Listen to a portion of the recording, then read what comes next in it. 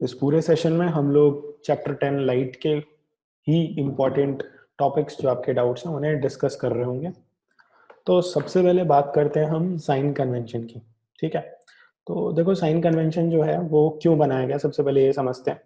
तो sign convention इसलिए बनाया गया क्योंकि हमारे जो मिरर हैं और लेंसेज हैं उनमें कोई भी ऑब्जेक्ट को अगर हमें प्लेस करना है ताकि उसकी इमेज हम देख सकें, तो उनसे एक डिस्टेंस पे प्लेस करेंगे।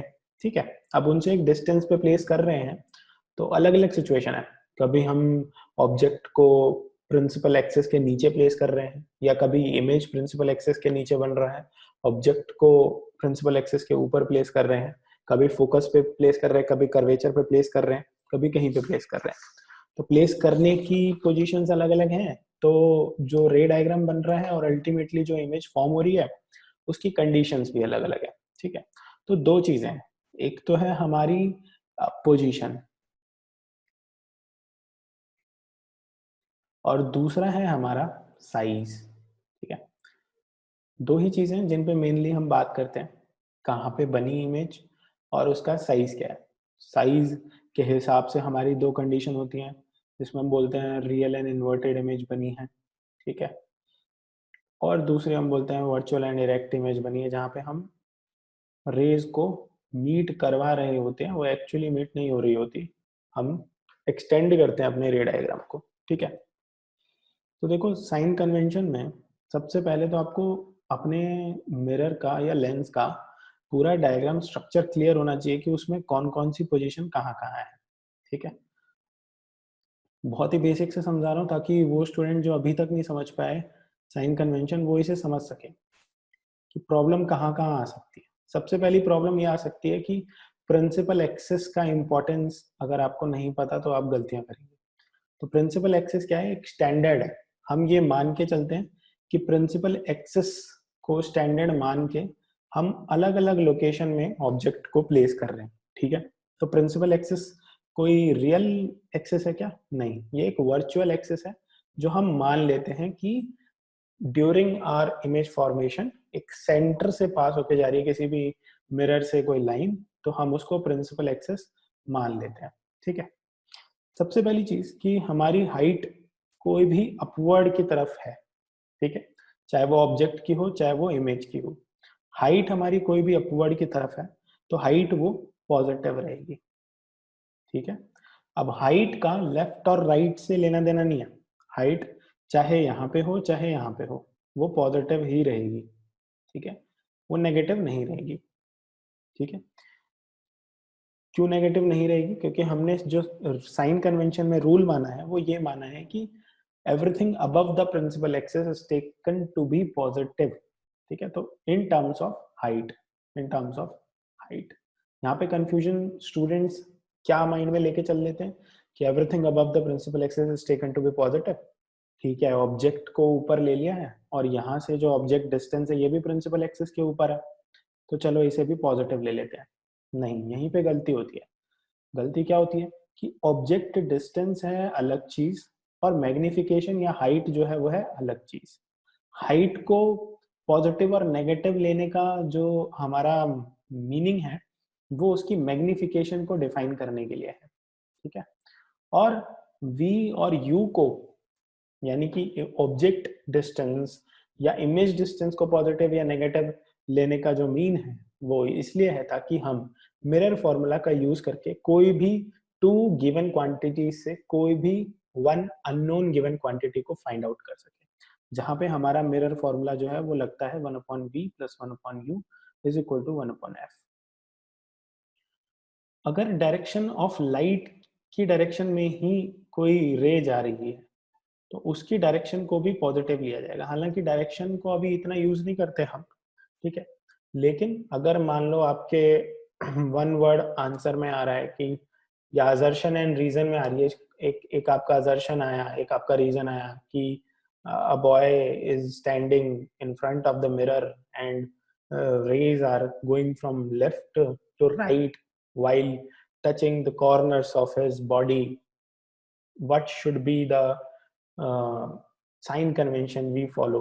ठीक है, या we are following positive sign convention for the direction of image, और रीजन में दिया हुआ है कि according to sign convention direction of incident light is taken to be positive. तो इस तरीके से असर्शन भी सही है और रीजन भी सही है कि एक बॉय जो था वो यहाँ पे खड़ा हुआ था, उसके कॉर्नर से ऐसे टिप से टकराते लाइन जा रही थी और इसी रे ऑफ लाइट को हमने पॉजिटिव लिया। ठीक है, तो डायरेक्शन का ये रोल है। अब इसी तरीके से कोई भी डायरेक्शन इसके अगेंस्ट जारी होगी, यानी इस डायरेक्शन में अगर हम कोई बात कर रहे हैं तो वो हमारी नेगेटिव डायरेक्शन है। ठीक है, उसके बाद जो इमेज और ऑब्जेक्ट डिस्टेंस की बात आती है, तो ये है हमारा ऑब्जेक्ट डिस्टेंस। अब डिस्टेंस टुवर्ड्स लेफ्ट, लेफ्ट की तरफ कोई भी डिस्टेंस है उसको हमने नेगेटिव लेना है। इसको क्या बोला है, इसको डिस्टेंस बोला है। अब इसमें हाइट नहीं बोला, ठीक है, इसमें क्या बोला है, distance. Distance towards left is taken to be negative, उसमें हाइट का रोल नहीं है। तो हाइट और डिस्टेंस दोनों अलग अलग वर्ड हैं। जब भी हम पढ़ रहे हैं, जब भी हम क्वेश्चंस कर रहे हैं, हमें ध्यान में रखना है हम किस चीज को पॉजिटिव ले रहे हैं, किस चीज को नेगेटिव। क्या हम डिस्टेंस को हाइट से मिक्स कर रहे हैं? अगर ऐसा कर रहे हैं तो हम गलत कर रहे हैं। Distance towards right is always taken to be positive. जो डिस्टेंस है राइट की तरफ वो पॉजिटिव लिया जाएगा।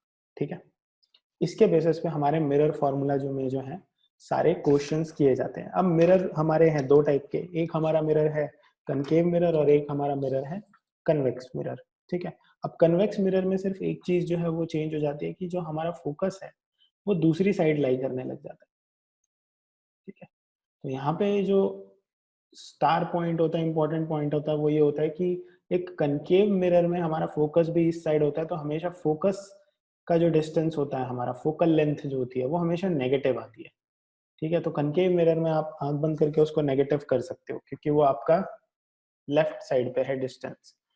ठीक है, लेकिन कन्वेक्स मिरर में वही डिस्टेंस जो है वो राइट साइड में है, इसलिए फोकस को हम पॉजिटिव लेते हैं। तो ये जो एक हमारा क्लू है यहाँ पे, इसको पकड़ना बहुत इंपॉर्टेंट है।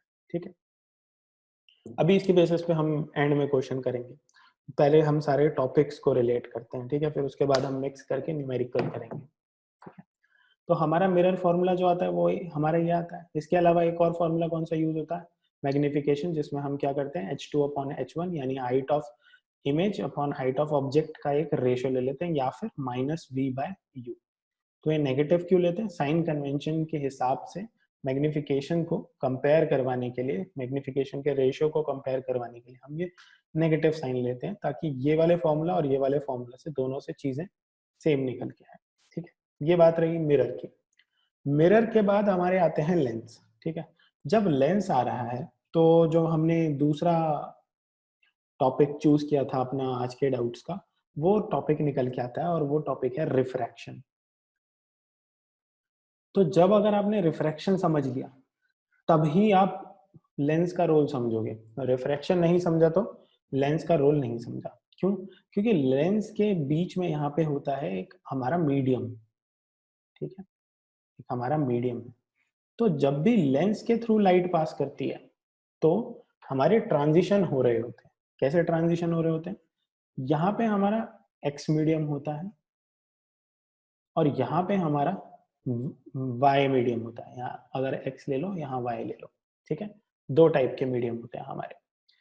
अब ट्रांजिशन किस तरीके से होता है, अगर ये रेयरर है तो रेयरर टू डेंसर ट्रांजिशन होता है, फिर ये रेयरर है तो डेंसर टू रेयरर ट्रांजिशन होता है। इस तरीके से होता है। इसकी एक और अच्छी कंडीशन भी बना सकते हैं, इसको तो रेयरर कर सकते हैं, इसको डेंसर कर सकते हैं, इसको और भी ज्यादा डेंसर कर सकते हैं। तो और भी ज्यादा डेंसर के लिए ये वाला मीडियम कैसा हो जाएगा, रेयरर। ठीक है, अब ये रेयरर डेंसर, ये जो मीडियम्स की मैं बात कर रहा हूँ, ये रेयर और डेंस में किस रिस्पेक्ट में बोलता हूँ, है ना। मयंक ने भी सेम क्वेश्चन पूछा कि सर ये रेयर बोलते हैं, डेंस बोलते हैं, सर ये किस रिस्पेक्ट में बोलते हैं। तो हम रेयर या डेंस मीडियम उसकी ऑप्टिकल डेंसिटी के रेस्पेक्ट में बोलते हैं। जितनी इजीली लाइट वेव्स ट्रैवल कर सकती हैं कितने किसी मीडियम में, वो मीडियम उतना ही रेयर है, उतना ही लाइट मीडियम है। ठीक है, लाइट मीडियम होगा तो इजी टू ट्रेवल होगा। ठीक है, अगर हम रेयरर मीडियम बोल रहे हैं तो light rays can easily travel. ठीक है, वहीं अगर डेंस बोल रहे हैं तो light rays will take more time. ठीक है, इसका एक सिंपल, हम रेयरर और डेंसर को समझने के लिए एक और सिंपल मेजर यूज करते हैं। तो आशीष वही ऑप्टिकल डेंसिटी और मास डेंसिटी को समझने के लिए बहुत ही सही क्वेश्चन पूछा कि ऑप्टिकल डेंसिटी और मास डेंसिटी में क्या डिफरेंस है, उसको भी समझने के लिए हम ये यूज कर सकते हैं। तो जैसे मान लो कि हमारे पास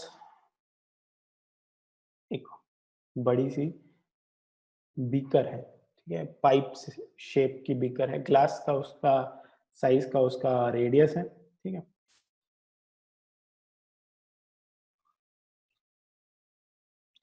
एक में तो हमने रखा हुआ है वाटर, ठीक है, तो पानी बनाना है तो थोड़ा नीला बना लेते हैं, ठीक है। एक में हमने वाटर रखा हुआ है और दूसरे में हमने रखा हुआ है ऑयल, ठीक है।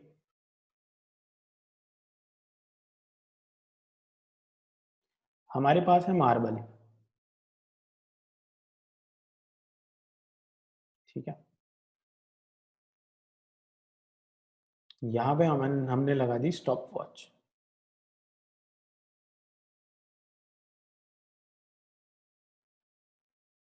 अब सेम टाइम पे मैंने ये मार्बल को यहाँ से छोड़ा, रिलीज किया, और ये वाले मार्बल को यहाँ से रिलीज किया, ठीक है। दोनों मार्बल को सेम टाइम पे रिलीज किया, ठीक है।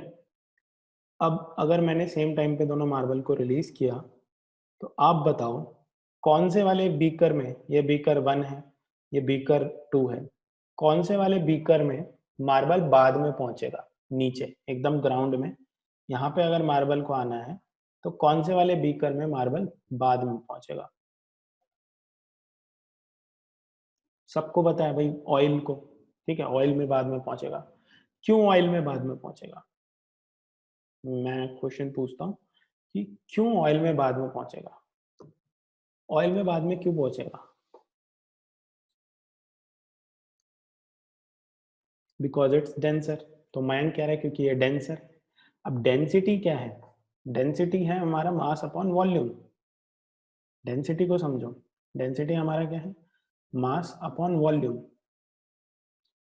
यानी कितने मास को ऑक्यूपाई किया गया है कितने वॉल्यूम में, ठीक है, कितने मास को ऑक्यूपाई किया गया है कितने वॉल्यूम में। तो ऑयल जो है वो, उसके पार्टिकल बहुत चिपके चिपके हैं, बहुत ही क्लोज हैं ऑयल के पार्टिकल्स। तो ऑयल जो है वो ज्यादा डेंस है। जब उसके पार्टिकल्स टाइटली पैक्ड हैं तो उसके पार्टिकल्स मार्बल को ट्रेवल करवाने में टफनेस दे रहे हैं, अपना अपोजिशन दे रहे हैं, क्योंकि उसके पार्टिकल्स के बीच में स्पेसिंग्स बहुत कम है। और इसी तरीके से वाटर में पार्टिकल्स थोड़े से दूर दूर है, तो जब मार्बल ऐसे जा रहा है नीचे तो जो वाटर के पार्टिकल्स हैं, मॉलिक्यूल्स हैं, वो उसको स्पेस दे रहे हैं, ठीक है। तो जो स्पेस नहीं दे रहे, वो क्यों नहीं दे रहे? क्योंकि वो टाइटली हेविली पैक्ड है, वो डेंस है। जो स्पेस दे रहे हैं तो वो लाइट है। इसी तरीके से ऑप्टिकल डेंसिटी निकली, मास डेंसिटी के ही डिराइव्ड फॉर्म में ऑप्टिकल डेंसिटी निकली। जब हमने ये देखा कि यार कोई मास किसी डेंसिटी में कम और ज्यादा टाइम लेता है डिपेंडिंग की कैसी डेंसिटी है, उस तरीके से बोले यार लाइट का भी तो डुअल नेचर है, लाइट भी तो पार्टिकल और वेव नेचर दोनों शो करती है। यानी अगर लाइट पार्टिकल नेचर शो करती है तो भाई लाइट को भी डेंसिटी से प्रभावित होना चाहिए। सही बात है ना? अगर लाइट भी पार्टिकल नेचर शो करती है तो लाइट को भी डेंसिटी से प्रभावित होना चाहिए, उसके पार्टिकल्स को ज्यादा टाइम लेना चाहिए एक डेंसर मीडियम में, और रेयरर मीडियम में कम टाइम लेना चाहिए।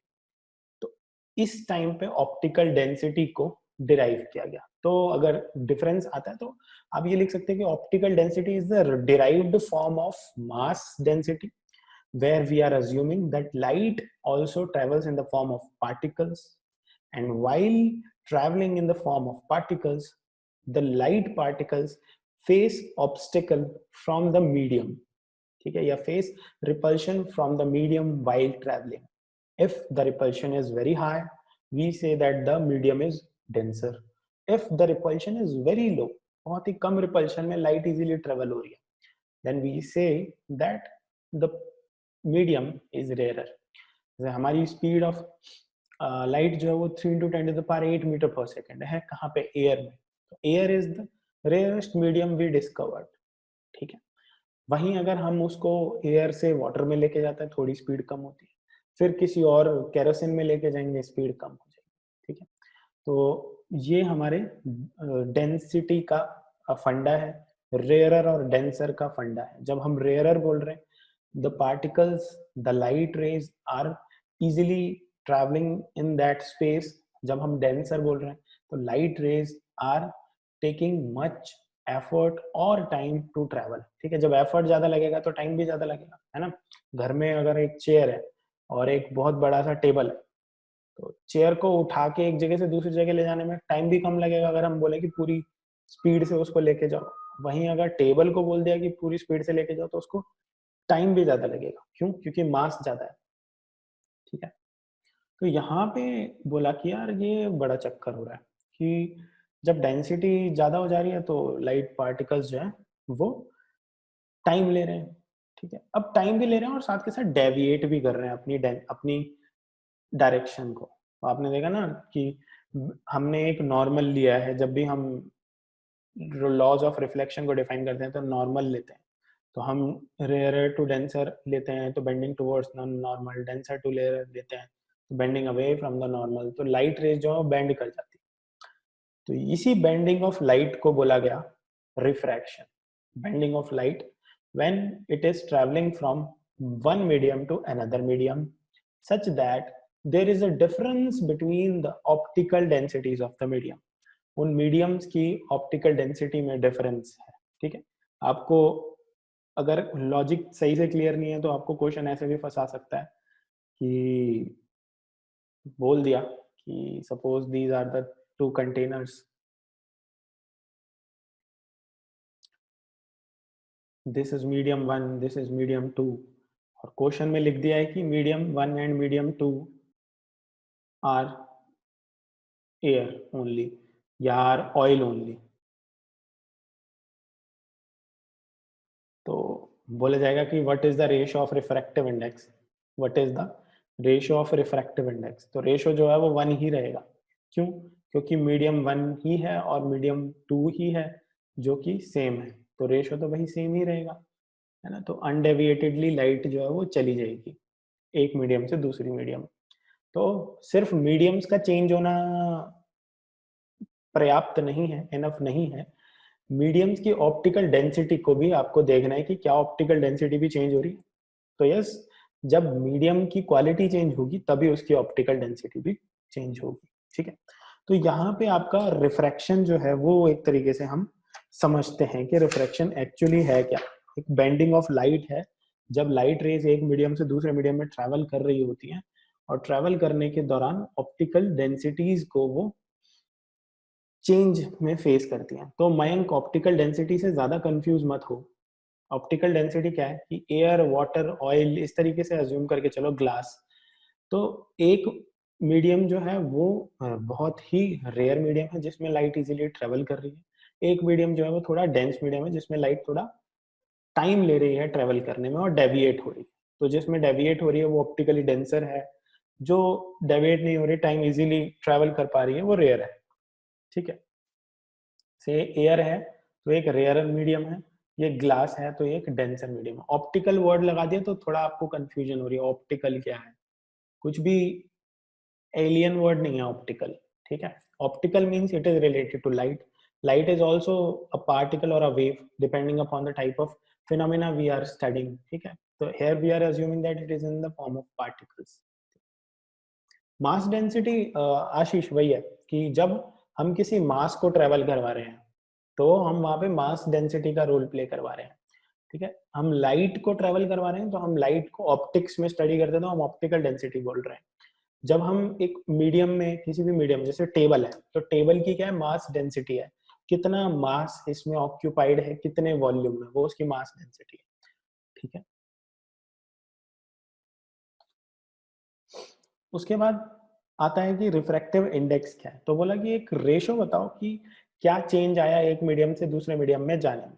ठीक है, एक मीडियम से दूसरे मीडियम में जाने का जो चेंज है उसको हमने रिफ्रैक्टिव इंडेक्स बोला। ये एक ऐसा रेशियो है जो कि हम तब कैलकुलेट कर सकते हैं जब लाइट एक मीडियम से दूसरे मीडियम में ट्रेवल कर सकती है। और इस रेशियो को हम दो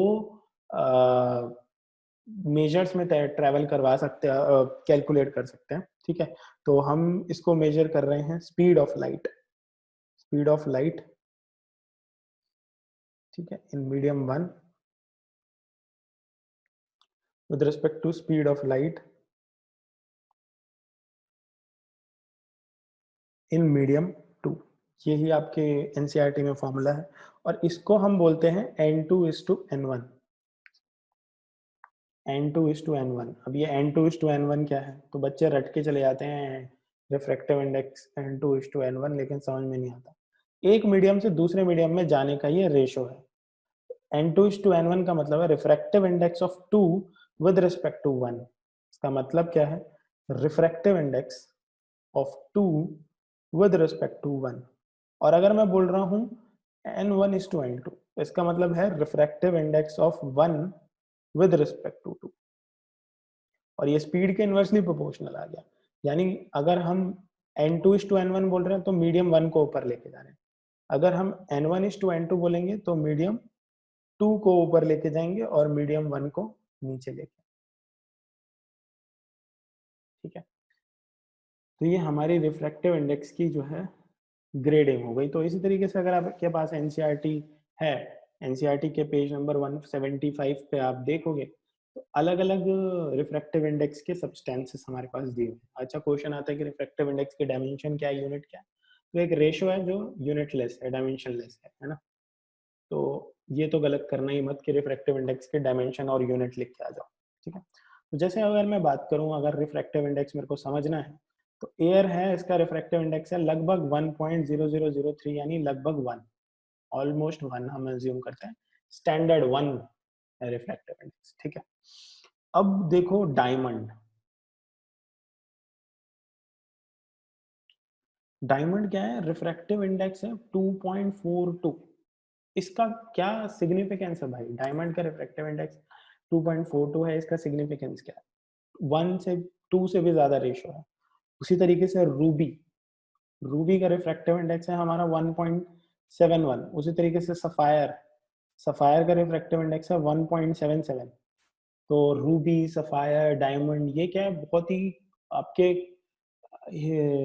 ट्रेजर्स में आते हैं, हीरे जवाहरात में आते हैं, है ना। White diamond has highest refractive index. अब क्यों इनका रिफ्रैक्टिव इंडेक्स इतना ज्यादा है, क्योंकि इनको ना हम बोलते हैं इनकी, इनको तराशा जाता है, यानी इनकी ग्रेडिंग की जाती है, ठीक है। तो इनकी ग्रेडिंग करने का, तराशने का मतलब क्या है, डायमंड जो है वो डायमंड तब तक नहीं है जब तक उसमें लाइट टोटली इंटरनली रिफ्लेक्ट ना करे, पूरी तरीके से टीआईआरस ना हो। तो डायमंड में क्या होता है, मल्टीपल टीआईआरस होते हैं, एक टीआईआर नहीं होता। एक टीआईआर का मतलब क्या है कि लाइट यहाँ से टकराई और इस मीडियम में यहाँ पे रह गई। डायमंड में क्या होता है, यहाँ से टकराई, यहाँ रह गई, फिर यहाँ से टकराई, फिर यहाँ रह गई, यहाँ से टकराई, यहाँ रह गई। बोलते हैं हीरा है सदा के लिए, जो टैगलाइन यूज किया, वो इसलिए टैगलाइन यूज किया कि लाइट जो है वो इसमें इतनी अच्छे तरीके से ट्रैप हो जाती है, इतने अच्छे तरीके से ट्रैप हो जाती है कि आपको लगता है कि वो हमेशा शाइन कर रहा है। क्यों, क्योंकि लाइट अंदर ट्रैप हो जा रही है, मल्टीपल रिफ्लेक्शंस आ रहे हैं, एन नंबर ऑफ रिफ्लेक्शंस हो रहे हैं, ठीक है। तो सबसे ज्यादा रिफ्रैक्टिव इंडेक्स होने का मतलब क्या है कि वो लाइट को पास होने में, अपने मीडियम से पास होने में बहुत ज्यादा डिफिकल्टी फेस करवा रहा है। वो कह रहा है लाइट रिफ्लेक्ट कर जाए, रिफ्रैक्ट नहीं होने दूंगा। यहाँ पे क्या हो रहा है, रिफ्लेक्शन ज्यादा हो रहे हैं, रिफ्रैक्शन नहीं होने दे रहा। डायमंड जो है वो रिफ्रैक्शन नहीं होने देना, अपने मीडियम से बाहर नहीं जाने दे रहा। तो जितना वो अपने मीडियम से बाहर नहीं जाने देगा उतना उसका हाई रिफ्रैक्टिव इंडेक्स होगा। जैसे कि आपका बेंजीन है, उसका भी रिफ्रैक्टिव इंडेक्स अच्छा खासा है, ठीक है। तो बेंजीन का स्ट्रक्चर आपने पढ़ा होगा, कुछ इस तरीके से स्ट्रक्चर होता है बेंजीन का। उसके तरीके उसी के साथ साथ टर्पेंटाइन ऑयल है, अल्कोहल है, केरोसिन है, आइस है। आइस का रिफ्रैक्टिव इंडेक्स थोड़ा सा वाटर से ज्यादा है। तो मतलब इसमें वाटर के मतलब लिक्विड के कंपैरिजन में आइस में थोड़ा सा ट्रेवल करना लाइट का मुश्किल होगा। तो क्वेश्चन आ जाता है कि which of them has higher refractive index, water और आइस। एंड दूसरा क्वेश्चन आ जाता है, what is the importance of refractive index in ice, है ना। तो ये आप लिख सकते हो कि उसका रिफ्रैक्टिव इंडेक्स जो है वो थोड़ा सा ज्यादा है। मयंक कह रहे हैं टीआईआर एक्सप्लेन कर दो। देखो यार, टीआईआर वैसे तो आपका क्लास 12th का कंसेप्ट है, अच्छे तरीके से अगर उसको समझना है, क्योंकि क्रिटिकल एंगल वगैरह का रोल आता है। लेकिन इसको बिल्कुल ही लेमैन लैंग्वेज में समझाता हूँ, यानी आपको अगर बिल्कुल अपने किसी भी फ्रेंड को समझाना हो तो क्या है। तो रिफ्लेक्शन तो आपको पता है, बाउंसिंग बैक ऑफ लाइट, ठीक है। अब रिफ्लेक्शन जब आप पढ़ रहे थे ना, तो आपने रिफ्लेक्शन में कभी भी चेंज इन मीडियम नहीं पढ़े। आपने क्या पढ़ा कि ये हमारी वॉल है भाई साहब, और इस वॉल पे अगर लाइट टकराएगी तो वो लाइट पास हो जाएगी ऐसे रिफ्लेक्ट होके, ठीक है। तो इसको आपने सिंपली रिफ्लेक्शन फिनोमेना पढ़ लिया। और आपने क्या पढ़ा कि जब आपका मीडियम चेंज हो रहा है तब रिफ्रैक्शन फिनोमेना हो रहा है, तब कौन सा फिनोमेना हो रहा है, रिफ्रैक्शन फिनोमेना हो रहा है ना, बेंडिंग ऑफ लाइट आ रही है, ठीक है। तो ये भी आपने सिंपली पढ़ लिया। लेकिन इन दोनों के बीच में एक फिनोमेना होता है जिसको हमने अभी ठीक से नहीं पढ़ा था, और वो है total internal reflection. Total internal reflection क्या है कि लाइट मल्टीपल टाइम्स इसी मीडियम में ट्रैप हो गई है। इसी मीडियम में क्या हो गई है, ट्रैप हो गई है लाइट। और अच्छे से समझाता हूँ यार इसको मैं, गिव मी अ मिनट, मैं टीआईआर की एक फुटेज देखता हूँ अगर अवेलेबल है तो। हम्म तो एक मेरे को दिख रही है, ये देखो, आपको ये दिख रहा है ये वाला डायग्राम। इसमें देखो क्या हुआ, लाइट जो है वो यहाँ से अंदर आई, और अंदर आके क्या है, यहाँ पे टकरा रही है, इधर टकराई जा रही है, यहाँ से टकराई, यहाँ से टकराई, टकरा के इधर ही आई, इधर से फिर से टकराई, ठीक है, इधर से फिर से टकराई, यहाँ गई, ठीक। एक बार इसमें डायमंड डालते हैं, ये देखो, यहाँ पे और अच्छे से क्लियर होगा। क्या है कि लाइट आ रही है, एक बार यहाँ से आ गई, एक बार रिफ्रैक्ट हुई, यहाँ से रिफ्रैक्ट होने के बाद यहाँ आई, यहाँ से रिफ्रैक्ट होनी चाहिए थी, बाहर जानी चाहिए थी, बाहर नहीं गई, यहाँ से रिफ्लेक्ट हो गई अपने ही मीडियम में, यहाँ आ गई।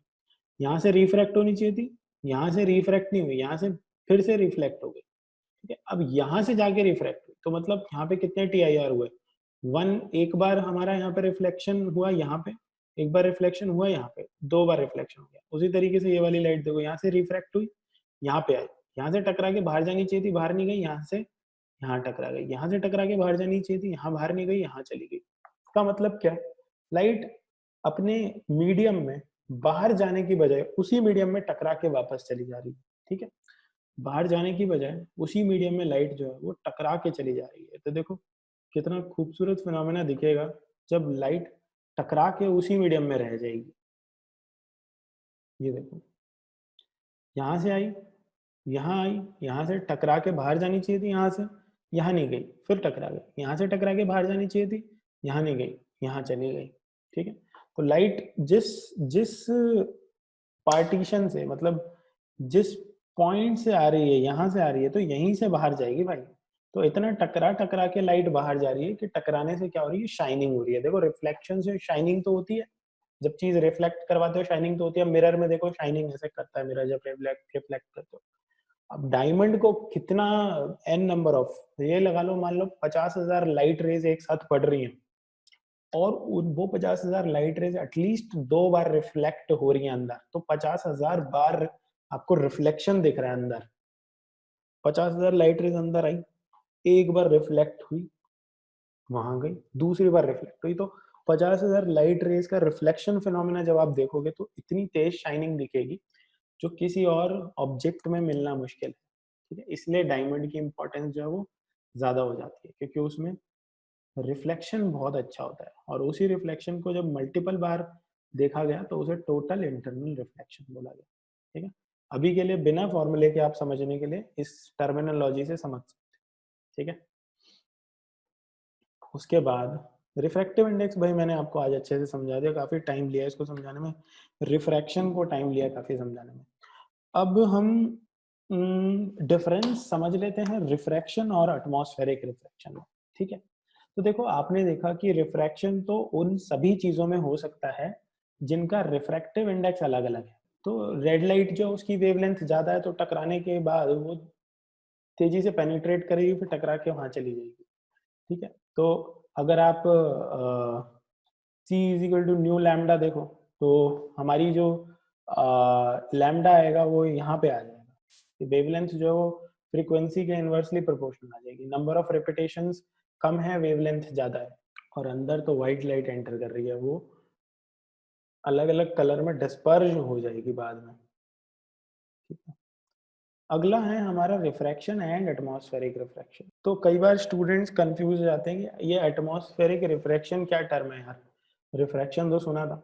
और जितने भी फिनोमेना ऐसे होते हैं, रेनबो वाला, स्काई अपीयर्स ब्लू वाला, एडवांस सनराइज सनसेट वाला, ठीक है, ट्विंकलिंग ऑफ स्टार्स वाला, तो उन सब में आप एटमॉस्फेरिक रिफ्रैक्शन लिख के तो आ जाते हो, लेकिन हो सकता है कि आपके माइंड में वो क्लैरिटी ना हो कि रिफ्रैक्शन और एटमॉस्फेरिक रिफ्रैक्शन में डिफरेंस क्या है। तो देखो, रिफ्रैक्शन तो किसी भी ऐसी चीज से हो सकता है जिसमें दो मीडियम्स आ रहे हैं, दो मीडियम्स आ रहे हैं, और दोनों मीडियम का रिफ्रैक्टिव इंडेक्स जो है वो अलग अलग है। दोनों मीडियम का रिफ्रैक्टिव इंडेक्स अलग अलग है, रिफ्रैक्शन हो सकता है। ये एयर है और ये ग्लास है, रिफ्रैक्शन हो सकता है, ठीक है। ये एयर है और ये रॉक सॉल्ट है, रिफ्रैक्शन हो सकता है। ये एयर है और ये रूबी है, तो रिफ्लेक्शन हो सकता है। लेकिन एटमॉस्फेरिक रिफ्रैक्शन जो फिनोमेना है वो एटमॉस्फेयर में पाए जाने वाले पार्टिकल्स से ही होता है। एटमॉस्फेयर में पाए जाने वाले पार्टिकल कौन से हैं? गैसियस पार्टिकल्स हैं जो एटमॉस्फेयर में पाए जाते हैं। गैस जो है एक अलग टाइप का सब्सटेंस है, तो गैस की ऑप्टिकल डेंसिटी हो जाती है अलग, गैस की ऑप्टिकल डेंसिटी अलग हो जाती है कंपैरेटिव टू हमारा नॉर्मल एयर, ठीक है। नॉर्मल एयर को तो हम न्यूट्रल मान रहे हैं, गैस में क्या है, हमारी कार्बन डाइऑक्साइड भी है, सल्फर भी है, अलग अलग डिफरेंट डिफरेंट कंपोजिशन की गैस है। तो जब डिफरेंट डिफरेंट कंपोजिशन की गैसेस हैं तो उनका रिफ्रैक्टिव इंडेक्स भी डिफरेंट डिफरेंट होगा, क्योंकि उनमें नंबर ऑफ मॉलिक्यूल्स जो क्लब कर रहे हैं और टाइप ऑफ मॉलिक्यूल जो क्लब कर रहे हैं वो अलग अलग है। तो एटमॉस्फेरिक रिफ्रैक्शन कौन सा फिनोमेना है? एटमॉस्फेयर में जो पार्टिकल्स पाए जा रहे हैं उन पार्टिकल्स की ऑप्टिकल डेंसिटी के डिफरेंस की वजह से जो रिफ्रैक्शन हो रहा है उसको एटमॉस्फेरिक रिफ्रैक्शन बोल रहे हैं, ठीक है। बारिश में क्या होता है, वाटर ड्रॉपलेट्स आ जाते हैं, ठीक है। तो जब वाटर ड्रॉपलेट्स आ जाते हैं तो वहां पे क्या है, वाटर भी एटमॉस्फेयर का पार्ट बन जाता है, तो वहां पे हम वाटर को भी इंक्लूड कर लेते हैं एटमॉस्फेरिक रिफ्लेक्शन।